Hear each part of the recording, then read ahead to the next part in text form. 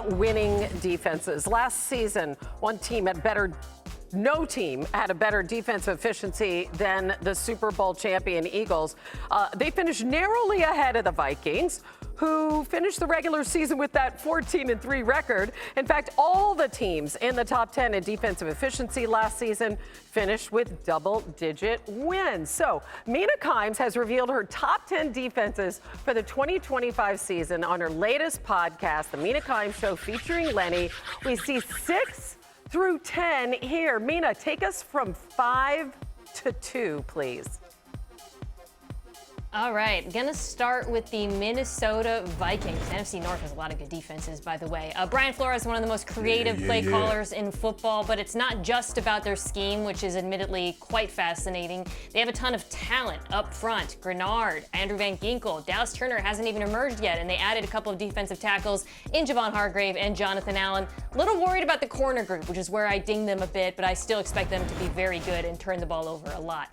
Just a little bit of drop, I know, for the Philadelphia Eagles. For me, this is just about the departure of Josh Sweat and Milton Williams. A lot of pressures walking out the door, but fortunately for Philadelphia, they are unbelievable at drafting and developing defensive linemen. I think Zach Bond is going to be excellent again this year, and he gets help now from Jihad Campbell, maybe my favorite player in the entire draft, plus Vic Fangio, the GOAT. All right, going to number 3 here. So the Baltimore Ravens defense, you saw their season-long ranking at the beginning, but in the second half of the season, after they made the switch at safety, they were the best defense in football in both EPA per play and success rate. They add Malachi Starks and Jair Alexander on the back end. It's year 2 for Zach Orr, who I thought had a great first year as a defensive coordinator. I'm very confident that that defense is going to be elite. Okay, I wrestled a lot between 2 and 1, and I really thought about putting the Texans at number 1 because they have it all talent-wise. Arguably the best 4-man rush in football with Danielle Hunter and Will Anderson Jr. on opposite sides. Corner group is outrageous. Derek Stingley Jr. is unbelievable. Kamari Lassiter was so good last year. They traded for C.J. Gardner-Johnson. D'Amico Ryans is fantastic at coaching defense, and the ranking reflects that. Mina, I am so excited that you put the Texans anywhere in the top 5, but who's number 1?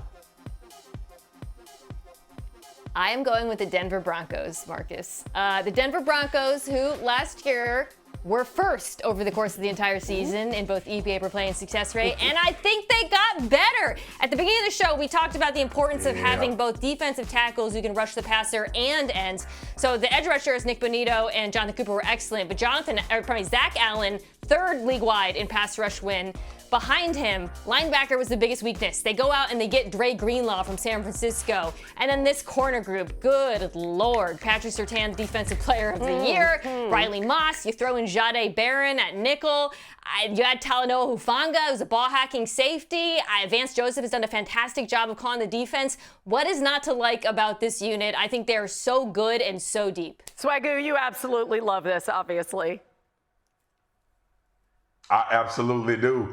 Look, bruh, I'm telling you, we've been together too long, okay?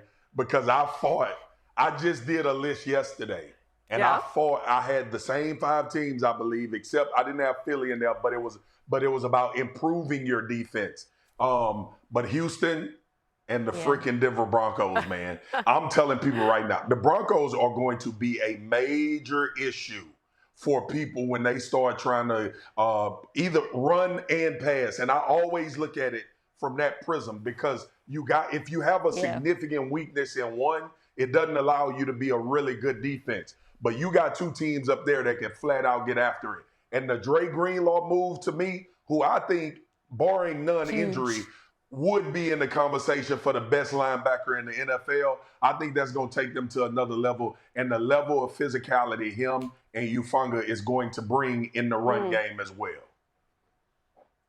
Yeah, I mean, the Greenlaw addition was actually kind of what put them over the Texans for me because I thought that was the one area where I had some questions about the Texans. And the Broncos, it was the area you could attack last year, throwing the ball to running backs. I thought it was so smart of them to go out and add him, and assuming he comes back healthy. We've seen him when he's healthy. He was phenomenal in San Francisco. So now it's up to the offenses, right, of both of those teams. Bo Nix in his 2nd season, and we'll see CJ, who had a drop-off in his 2nd season, how he and that Texans offense bounce back next year. Love it, Mina. Thanks. That's a great top 10.